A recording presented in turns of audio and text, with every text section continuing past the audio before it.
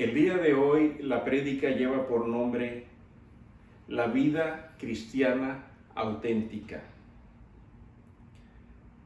Amados hermanos, el día de hoy el propósito de mi prédica es dejar clara la diferencia entre la vida cristiana auténtica que agrada a nuestro Señor y el falso culto, también conocido como religiosidad.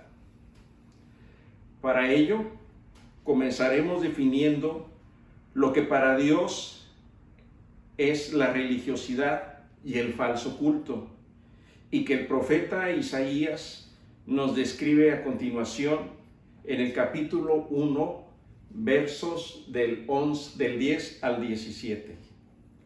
Y dice la palabra del profeta Isaías: Escuchen la palabra del Señor, gobernantes de Sodoma.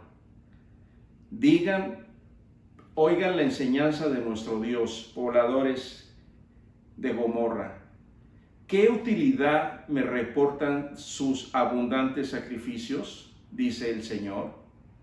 Estoy harto de holocaustos, de carneros, de la enjundia de cebones. No me agrada la sangre de novillos, de corderos y machos cabríos. Cuando entran en mi presencia y penetran por mis atrios, ¿quién les exige esas cosas? No traigan más ofrendas injustas. El humo de su cremación me resulta insoportable. Novilunio, sábado, asamblea. No soporto reuniones de malvados. Odio novilunios y fiestas. Me resultan ya insoportables. Intento en vano aguantarlos. Cuando levantan sus manos suplicantes, aparto mi vista de ustedes. Por más que aumenten las oraciones, no pienso darles oído. Sus manos están llenas de sangre. Lávense, purifíquense, aparten de mi vista todas sus fechorías. Dejen ya de hacer el mal. Aprendan a hacer el bien, tomen decisiones justas, restablezcan al oprimido, hagan justicia al huérfano, defiendan la causa de la viuda. Este falso culto o religiosidad se ha extendido a muchos creyentes hoy día a través de doctrinas humanistas que exaltan al hombre y no a Dios, haciendo de la apariencia una forma de vida que no solo pretende hacer creer a las demás personas que se es más espiritual y bueno, lo que demuestra solamente religiosidad. Personas que creen y que sin embargo siguen esclavizadas al pecado. Hermanos, esta religiosidad está presente en los corazones de muchas personas que se saben pecadoras y encuentran en la religiosidad el escondite perfecto para ocultar su práctica de pecado, simulando que son piadosos. Se ha malinterpretado la justificación de nuestros pecados por medio de la gracia de Dios, al justificar que por nuestra naturaleza pecaminosa seguiremos pecando, porque la gracia de Dios siempre nos alcanzará. Y esto es parcialmente correcto, hermanos, porque por nuestra naturaleza seguiremos teniendo la tendencia a pecar. Pero la diferencia ahora es que el Espíritu Santo actúa en nosotros y nos da poder para vencer toda tentación. La vida cristiana verdadera da testimonio a través de los frutos que el Espíritu Santo produce en nosotros. El apóstol Pablo en Gálatas 5, versículos 22 al 24 los describe.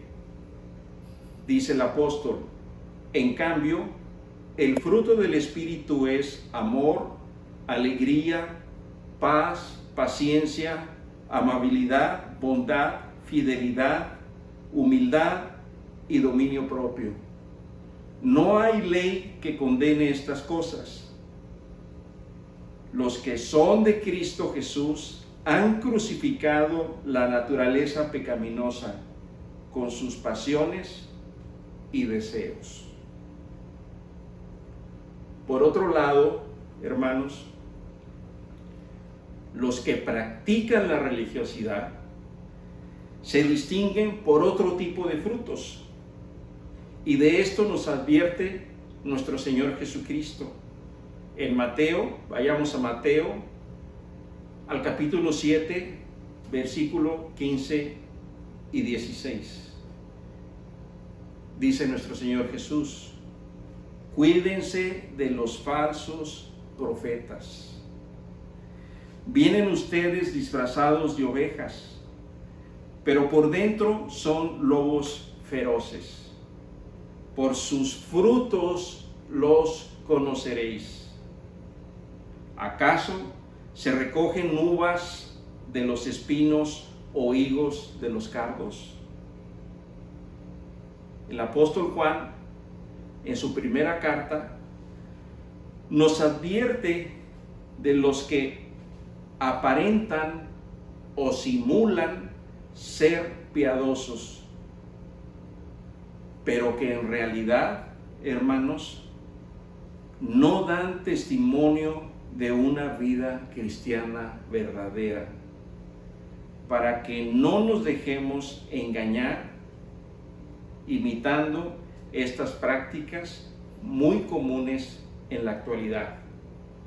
Dice el apóstol Juan en su primera carta, capítulo 3, versículos 7 y 8: hijitos, nadie os engañe. El que hace justicia es justo, como Él es justo. El que practica el pecado es del diablo, porque el diablo peca desde el principio. Para esto apareció el Hijo de Dios, para deshacer las obras del diablo.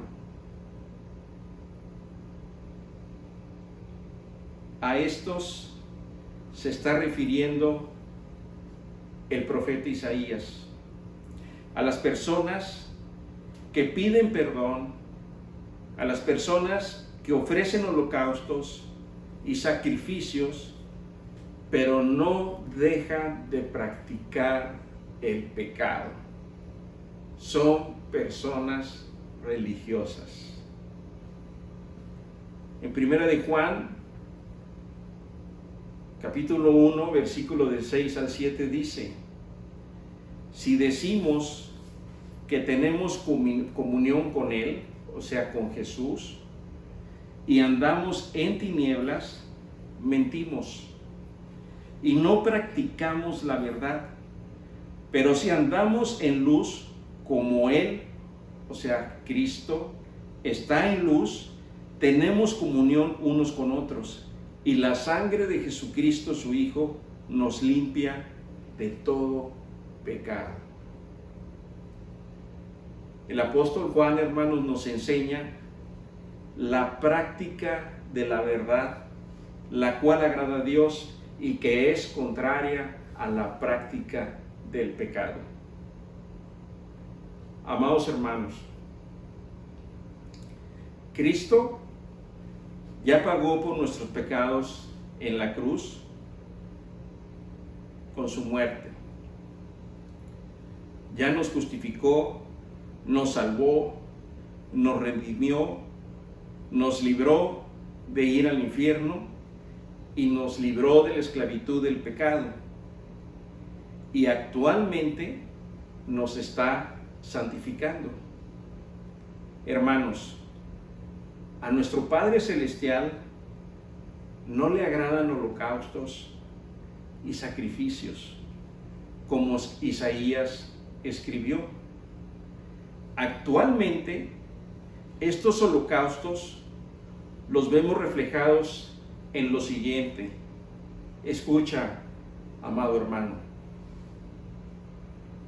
Estos holocaustos los vemos reflejados en la práctica del dominio sobre los demás, en el protagonismo, en la crítica a los demás, en la doble moral, en la simulación, en el racismo, en la acepción de personas, en la política, en la hipocresía,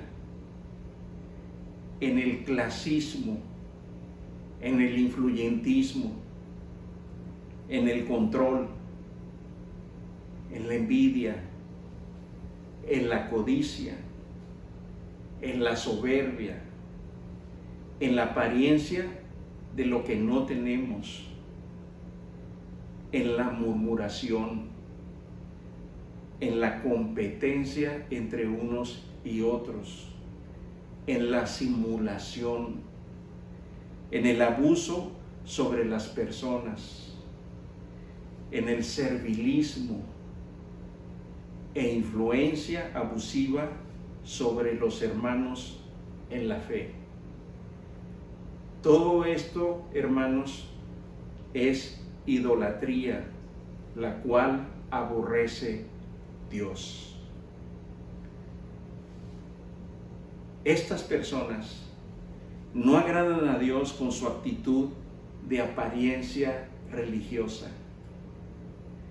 Lo que Dios quiere, hermanos, es que nos arrepintamos de nuestros pecados y dejemos de practicar el pecado.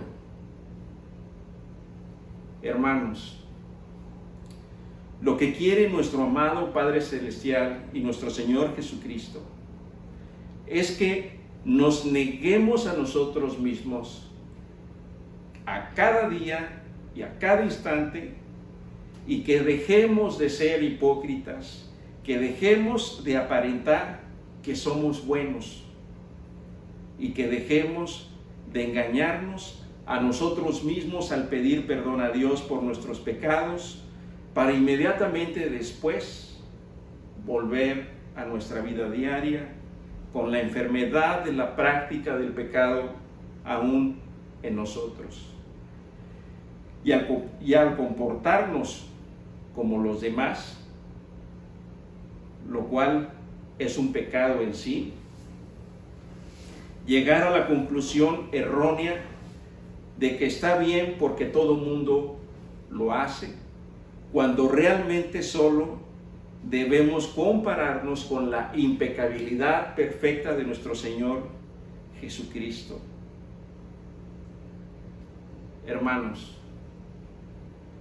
es una herejía el creer que la gracia de Dios está bajo nuestro control y dominio personal, y creer que podemos usarla a nuestra voluntad o conveniencia. El amor de Dios es perfecto para con nosotros. Nunca deja de ser. Dios no nos dejará de amar jamás. Su gracia abundante, la cual nos da lo que no merecemos, siempre está sobre nosotros. Su misericordia, que nos libra de lo que sí merecemos, siempre es nueva cada día para nosotros. Por tanto, la gracia la concede Dios. No tenemos dominio sobre ella, hermanos, ni sobre su amor, ni sobre su misericordia. No podemos hacer nada para evitarla, pues la voluntad de Dios es que siempre esté como una gran bendición sobre nosotros. Jesús dijo en Juan 15, 16. Ustedes no me eligieron a mí, yo los elegí a ustedes. Les encargué que vayan y produzcan frutos duraderos. Así el Padre les dará todo lo que pidan en mi nombre. Estos frutos verdaderos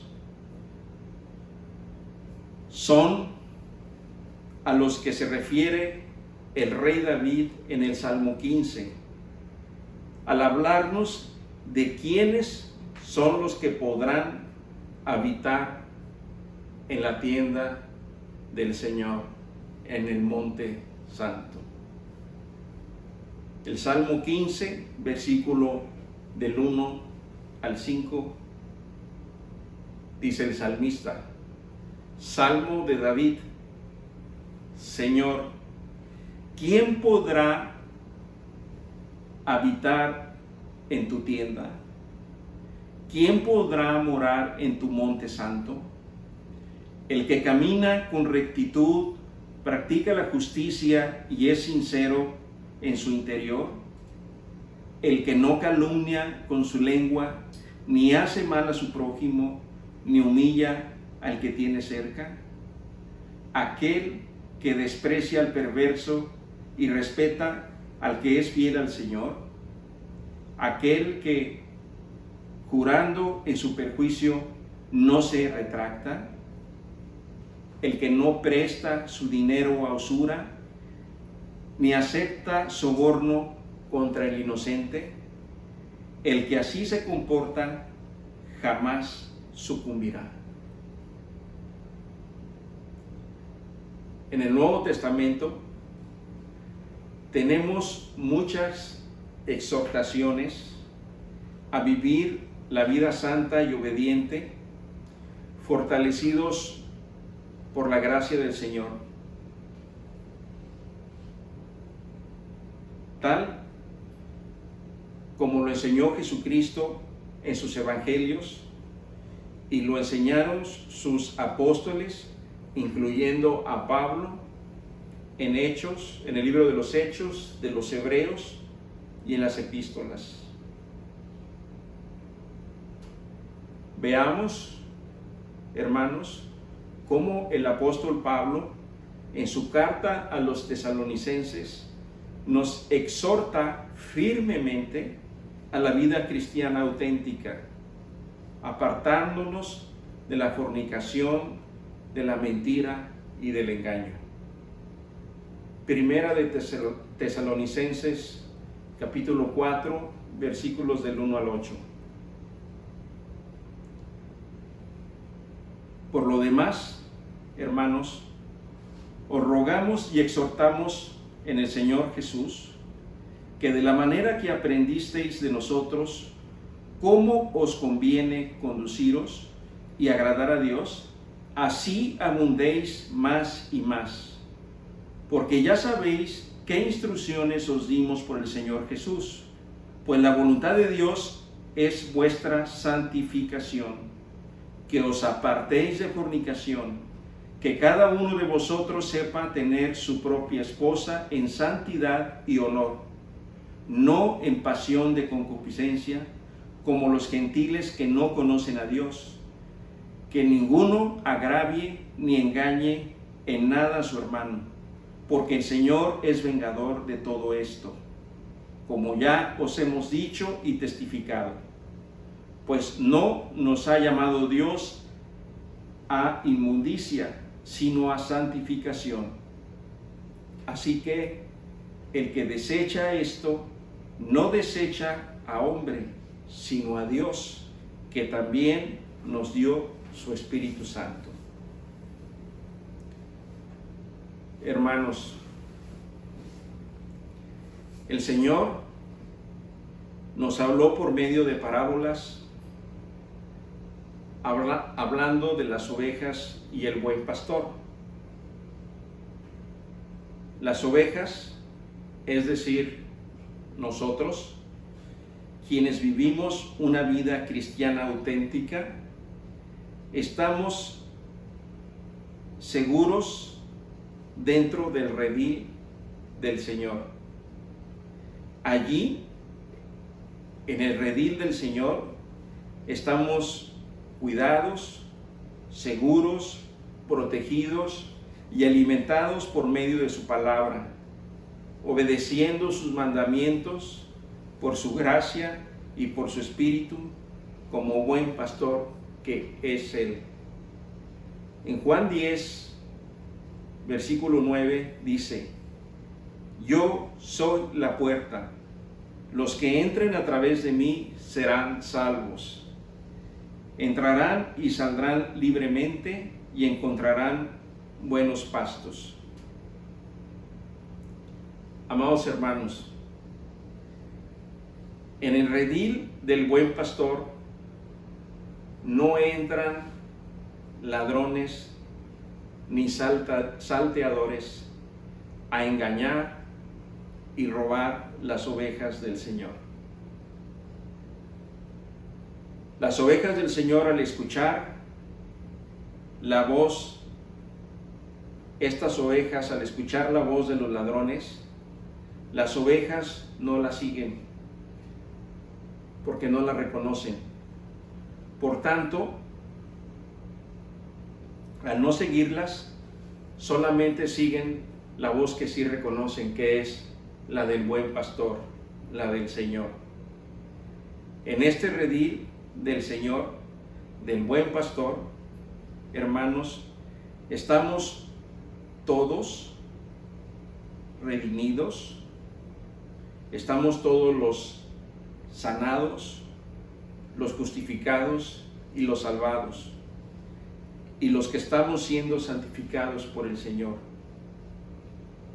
En cambio, las personas religiosas son las que están fuera del redil del buen pastor. Son los que viven aparentando. Son los que viven una vida religiosa aparentemente cristiana. Son los que caminan aún extraviados por el mundo y sus filosofías actuales de vida por causa del pecado, pero que sin embargo aún pueden ser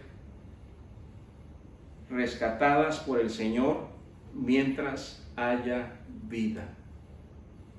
En Juan 10, versículo 16 dice la palabra: además tengo otras ovejas que no están en este redil, también las debo traer.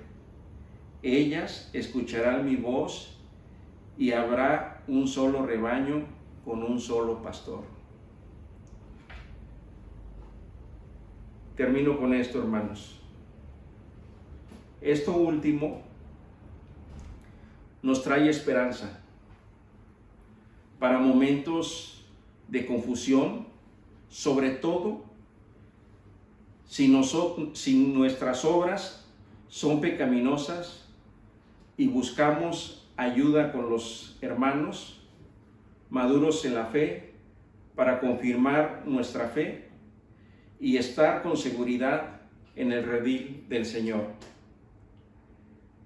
El Evangelio de Cristo predica acerca de la nueva noticia de la salvación, lo cual